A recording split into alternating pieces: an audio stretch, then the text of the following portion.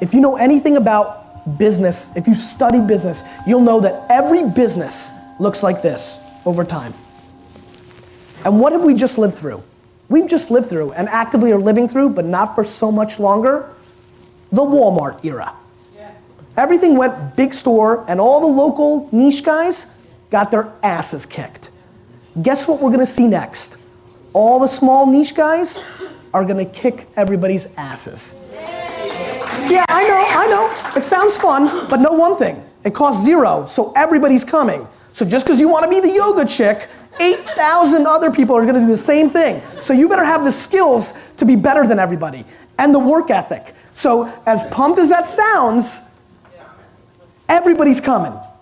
You know, so yes, oh my God, there's this low-hanging fruit, it's here. Oh, wait a minute, why is everybody trying to eat my grapes? So there's a lot of good, but you've got to recognize why it's going to change. And what happens is everybody looks at one step, right? Oh, it's gonna be niche, the little guys are gonna win, yay. And I don't wanna hear about the part of everybody's coming, and my content needs to be good, and I've gotta care. What I know is this, I firmly believe that Zappos, the story of Zappos, will be one of the critical case studies of this generation. And I think way too many people in our space like Zappos because they were on Twitter early, and it's so ridiculous. Why Zappos won, and why Zappos was capable of going from a shoe retailer to being bought by Amazon for $1.3 billion a couple months ago. How many people here know what Zappos.com, how many people here don't know what Zappos.com is? Raise your hand. Okay, great. Zappos.com is a shoe retailer online. They sold shoes. I think Zappos in Spanish means shoes, right? So, you know, and they did very well. Why they did really, really well is if you bought shoes and they didn't fit you, you could return them for free. And when you called customer service, they were trained to spend as much time with you as possible.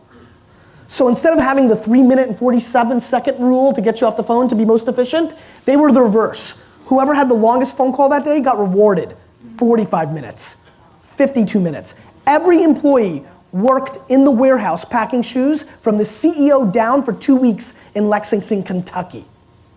They won on culture. They were winning because they cared.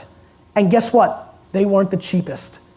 In a day and age where we have the price of everything on the internet, a retailer that was selling commodity like shoes that you could buy anywhere else, and all you had to do was Google it to find a better price, they were dominating.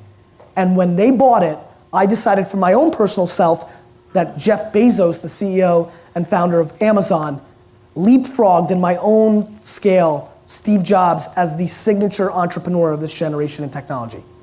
That's how smart that purchase was. $1.3 billion sounds like a lot of money for an online shoe retailer. He freaking stole it. And if the investors and the VCs didn't push it, the Zappos team didn't want it to happen because they had them. Because Amazon and Walmart thrive on price. And the only way you can beat price is culture. Customer service. And what I know standing here today, just like I knew in 2006 that we would all have Twitter and Facebook accounts, just like in 1997 when I launched WineLibrary.com, that it wasn't my catalog on the internet, that it wasn't another location, that it was the location. Just like I knew Australian and Spanish wines were starting to explode in America and I went all in.